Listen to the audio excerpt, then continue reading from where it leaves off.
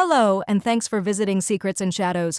Please comment on where you are listening from and share any ideas you may have for upcoming episodes. Also, please like and subscribe. It would be greatly appreciated. And now for our story, Secrets Between Us. Emma stared at her reflection in the darkened bedroom mirror, smoothing the wrinkles in her blouse with automatic motions. The engagement ring on her finger glinted under the soft light, a symbol of a life meticulously planned. David was kind, dependable, the kind of man anyone would be lucky to have. And yet, something inside her ached. It was 2:13 a.m. when her phone buzzed, breaking the silence. One new message. She frowned. She wasn't expecting anything. Opening it, her breath caught. Do you ever wonder if your heart is really yours, or just borrowed? She blinked at the screen, her pulse quickening. Who was this? She hadn't signed up for any new apps, and yet here it was, a message that seemed to reach straight into her chest. For a moment, she considered ignoring it. After all, she had David, a fiancé who loved her with steady devotion. But something about the words, the tone, curious, daring, a hint of mischief, pulled her in. Before she could stop herself, she typed back, "What do you mean?" Seconds later, a reply came, faster than she could have imagined, that sometimes the life we build for ourselves isn't the one we truly want, that sometimes the heart knows secrets the mind pretends not to see. Emma felt a shiver run down her spine. She set the phone aside, heart racing, mind a tangle of guilt and thrill. She thought of David, tucked away in their shared apartment, sleeping peacefully, unaware that his fiancée's mind had wandered into dangerous territory. She returned to the message, typing cautiously, but with curiosity she couldn't suppress. "And what if I told you someone could show you what it really feels like?"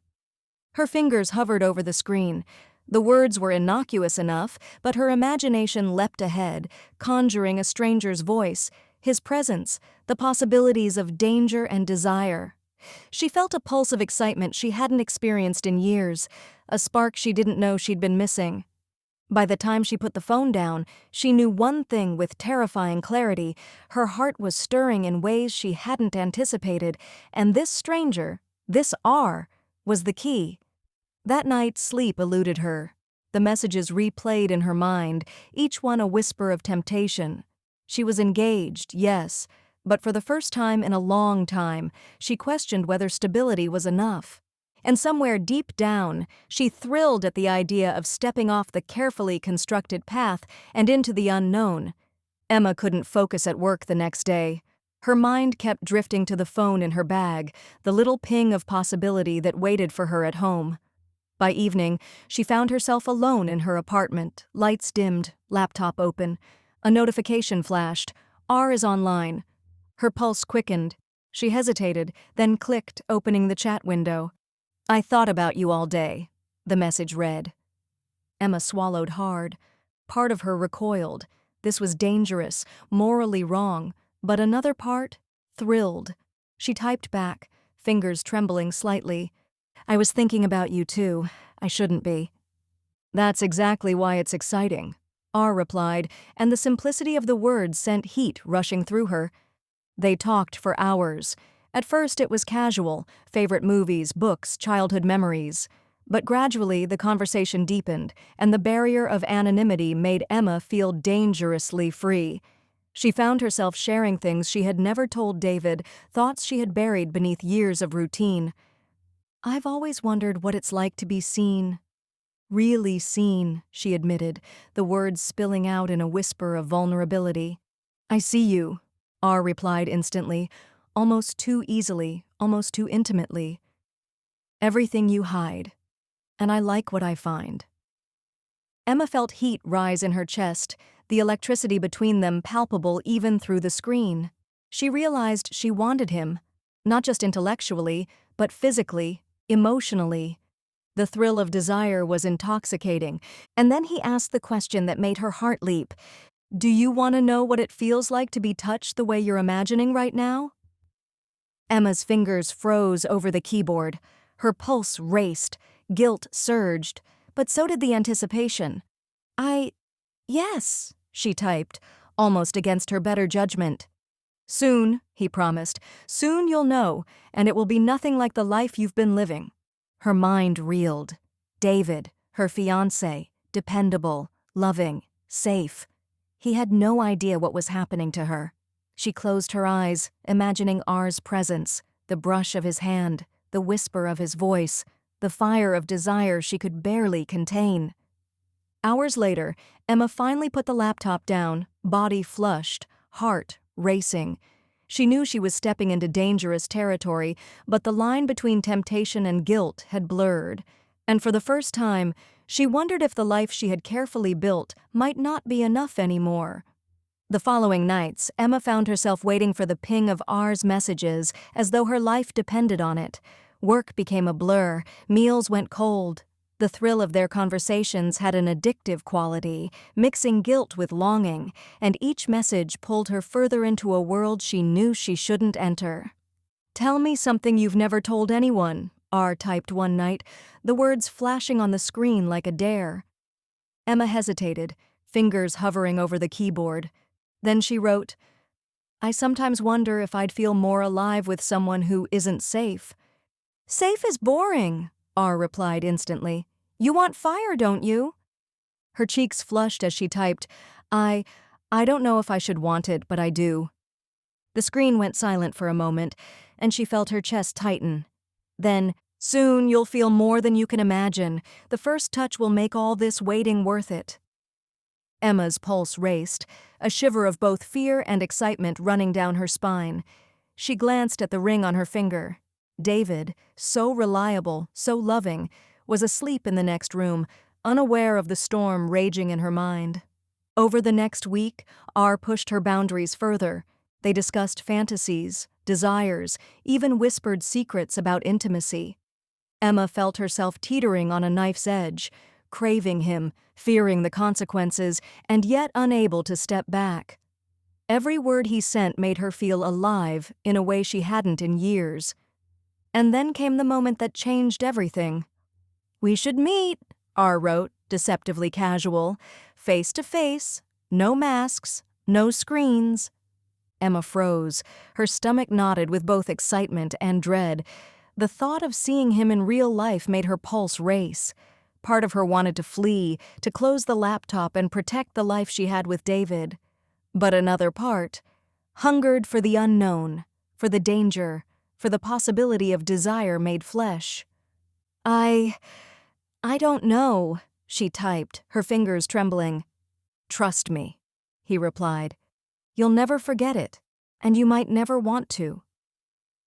Emma closed her eyes, imagining his presence, the warmth of proximity, the thrill of electricity that only real life could bring. She knew crossing this line could destroy everything, yet she felt the pull, undeniable and intoxicating. Emma's hands trembled as she approached the small cafe where R had suggested they meet. The late afternoon sun glinted off the windows, reflecting her own nerves back at her. Every step felt heavy, every heartbeat loud in her ears. She told herself she was just meeting a stranger, someone she had only ever known through words, but her body, her mind, betrayed her anticipation. And then she saw him. R was leaning against the doorway, casually composed, yet his eyes locked on hers with an intensity that made her stomach flip. He smiled, small and knowing, and for a moment, time seemed to stop. "You came?" he said simply, voice low, warm, familiar, despite being real for the first time. Emma's throat went dry. Yes," she stammered, trying to keep her composure. They sat down, ordered coffee, and for the first few minutes, conversation was casual, even mundane. But the electricity between them was undeniable, charged, almost physical. Every glance, every slight smile, every brush of his hand against hers as they reached for sugar or a napkin sent shivers up her spine. "You're even more captivating in person," R said softly, leaning closer across the table. Emma's breath caught. She felt heat rise in her cheeks, the pull of desire growing impossible to ignore. "You flatter me," she murmured, though her voice betrayed her. He reached across the table again, fingers brushing hers lightly, deliberately, testing boundaries. Emma's pulse quickened, her mind a whirl of excitement, fear, and guilt. She thought of David, his gentle hands, his safe love. But R's touch felt like fire, dangerous and thrilling. They left the cafe together, ostensibly for a walk, though each step crackled with unspoken tension. R's hand grazed hers occasionally, deliberately, and Emma felt an irresistible pull toward him. Each stolen glance, each subtle touch made her question everything she had thought she knew about love, loyalty, and desire. By the time they parted, both fully aware of the intensity between them, Emma's world had shifted. She returned home, trembling, consumed by thoughts of the encounter, and aware that nothing would ever be the same again. The line she had been tiptoeing along was gone, and she had stepped fully into the unknown. Emma couldn't concentrate the next day. Her thoughts drifted constantly to R, the curve of his smile, the intensity of his gaze, the brush of his hand. Every time her phone buzzed, she jumped, hoping it was him. She and R continued to communicate online, but now their conversations were layered with the intimacy of their real-world meeting. Each message dripped with tension, flirtation, and veiled desire. "I keep thinking about our walk," R wrote late one night. "Every glance, every brush of skin, it haunts me." Emma's fingers trembled as she typed back, "I shouldn't, but I can't stop thinking either." Guilt gnawed at her. David was waiting at home, devoted and kind, unaware that his fiancée's heart and mind had begun to stray. She told herself she loved him, but a growing part of her hungered for something unpredictable, wild, and exhilarating. The tension between duty and desire began to bleed into her daily life. She became distracted, irritable, even short-tempered with David. He noticed and asked gently if she was okay. Emma smiled, masking her inner storm, her pulse quickening as she imagined R reading the very same messages she hid. "You're keeping secrets from him," R teased in one chat, words deliberately probing. "But I know everything about you, what you feel, what you want, what you dare not admit." Emma's cheeks burned. He knew her in ways David never could, and that knowledge thrilled and terrified her. She realized how dangerously close she was to crossing a line she might never return from. One evening, R proposed another meeting, this time in a more private, intimate setting, a quiet rooftop overlooking the city. Emma hesitated, her heart pounding. She knew the risk, she knew the moral stakes, yet the pull was irresistible. "You'll regret not coming," R wrote, "or maybe you'll regret it if you do. Either way, you won't forget." Emma closed her eyes and took a deep breath.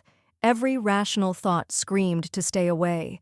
But desire, that fierce, unrelenting force, won. She agreed. As Emma prepared that evening, her thoughts were a whirlwind. David's steady love, R's dangerous charm, her own longing and fear. She dressed carefully, every movement deliberate.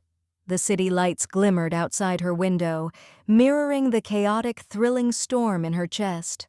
She stepped out into the night, knowing that this encounter would change everything. Emma's heart raced as she stepped onto the rooftop, the city lights sprawling below like a glittering sea. R was already there, leaning casually against the railing, watching the streets below. His presence made her pulse thrum, a combination of exhilaration and fear. "You came," he said, voice low and smooth, sending a shiver through her spine. I couldn't not," she admitted, though every rational thought screamed that she should turn back. They talked at first, words weaving between small talk and laughter, but the air around them vibrated with unspoken tension. Each glance lingered, each movement felt deliberate.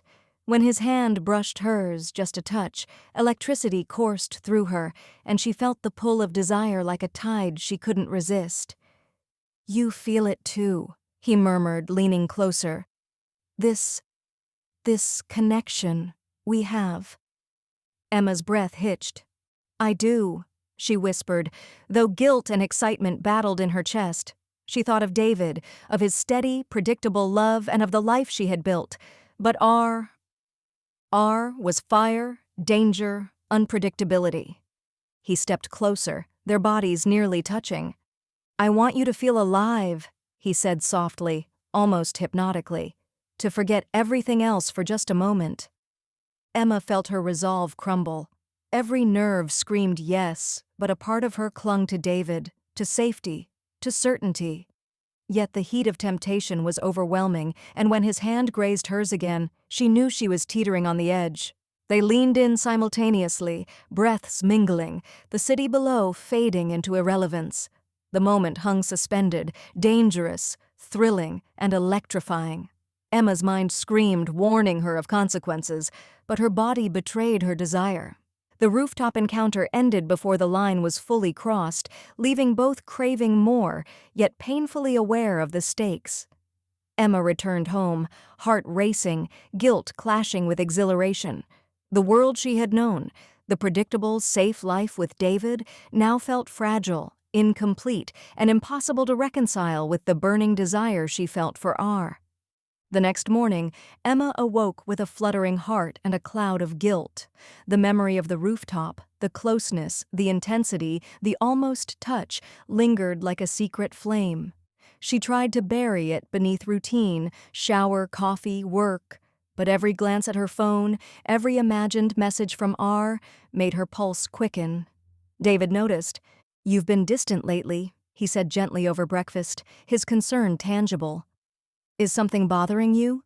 Emma smiled, forcing warmth into her tone. "I'm fine, really. Just tired, I guess."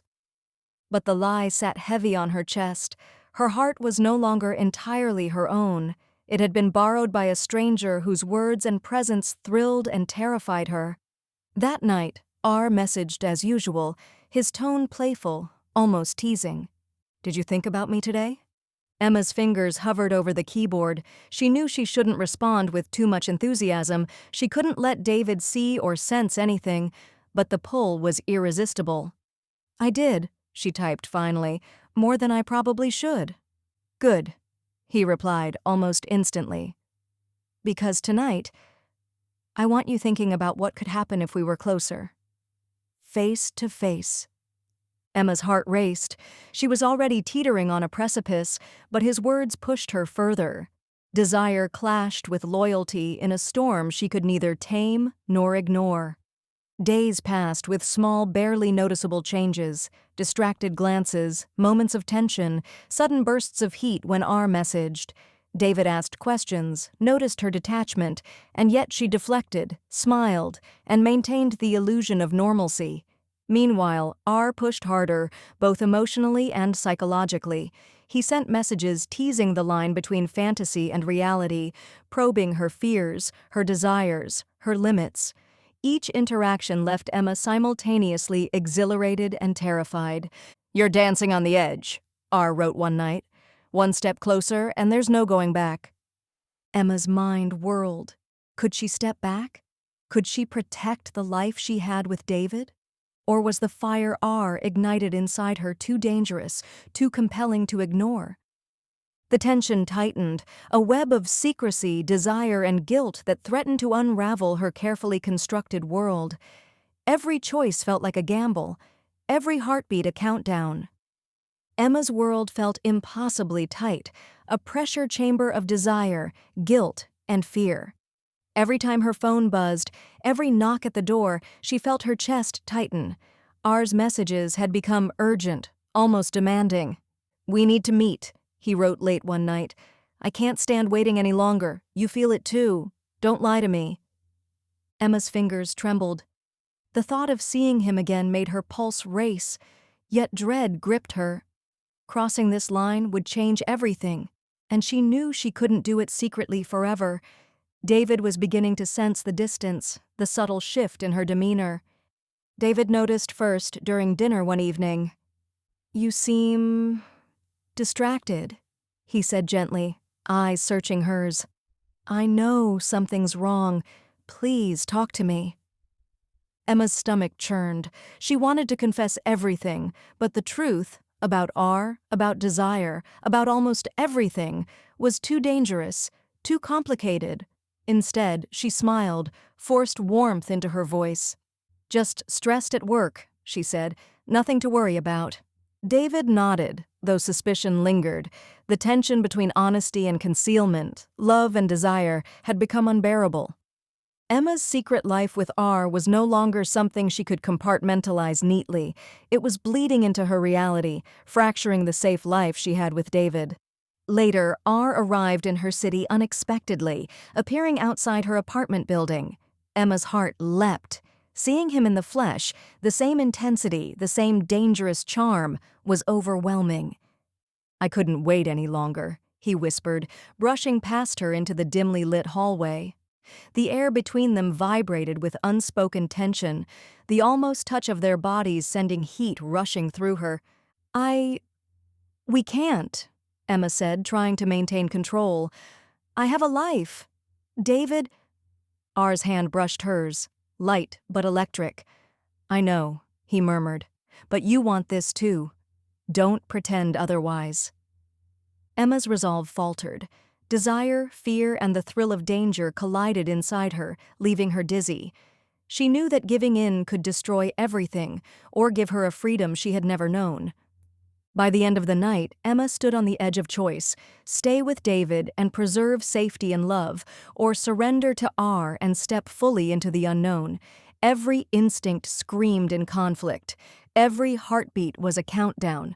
Emma sat on the edge of her bed, phone in hand, the messages from R glowing softly in the darkened room. The night was silent except for the distant hum of the city. Every fiber of her being screamed for him, his presence, his touch, the fire of danger he ignited. Yet the thought of David, his steady love and unwavering devotion, weighed heavily on her conscience. "I can't keep doing this," she whispered to herself. Her fingers hovered over the keyboard. She could meet R tonight, step into the unknown, let desire guide her, and possibly destroy the life she had built. Or she could turn him down, preserve her engagement, and try to reclaim the life she had started to unravel. The ping came again. "I'll be outside. Just one look, one touch. You know you want it." Emma's pulse raced. She felt the pull, the temptation, like gravity itself bending toward him. Her body ached with the need she had denied for weeks, but her mind screamed in warning. She thought of David, his smile, his warmth, the life they had planned. With a deep breath, she typed a single message. "I can't. I'm sorry. This ends here."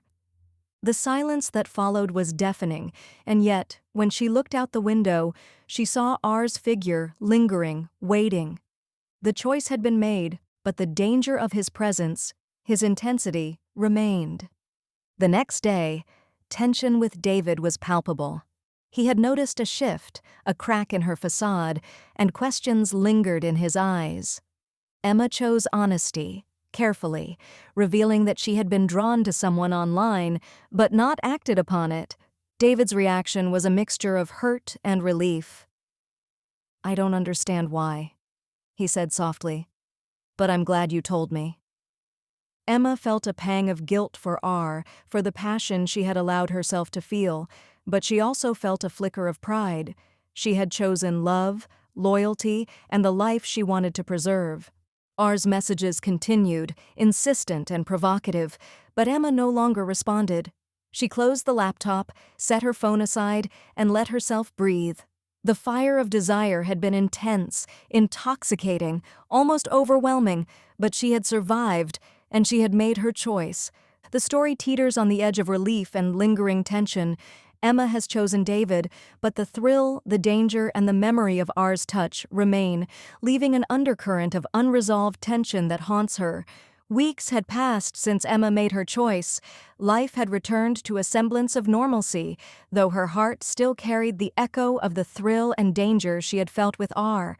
She and David had talked deeply and honestly about trust, temptation, and the fragility of life's routines. David had been patient, listening without judgment, and in that, Emma had found the reassurance and stability she had longed for. Their love was steady, quiet, and enduring, a stark contrast to the fire she had felt with R. Emma still received messages from R, brief and tantalizing, but she no longer opened them. She had made her decision, and though the memories lingered, the intensity, the desire, the danger, they no longer held power over her. She realized something important. The fire R ignited had not been about him alone. It had been about her, her willingness to confront her own desires, her courage to step to the edge, and her ability to choose her path deliberately. One evening, David and Emma walked hand in hand through the city streets. The lights shimmered on wet pavement, laughter and music drifting around them. Emma felt warmth in her chest, a deep, unshakable connection. The storm of temptation had passed, and in its wake, something stronger remained. Love tempered with honesty, desire balanced by loyalty, and freedom forged through choice. Yet, as they passed a cafe, she glimpsed a shadow across the window. Her heart skipped a beat, not in longing, but in recognition of the life she had chosen to leave behind. She smiled faintly, turning her attention back to David, feeling the grounding presence of the man she had committed her future to. R was still out there, a memory and a warning, but Emma had reclaimed herself. She had survived desire, temptation, and risk, and emerged with her heart intact.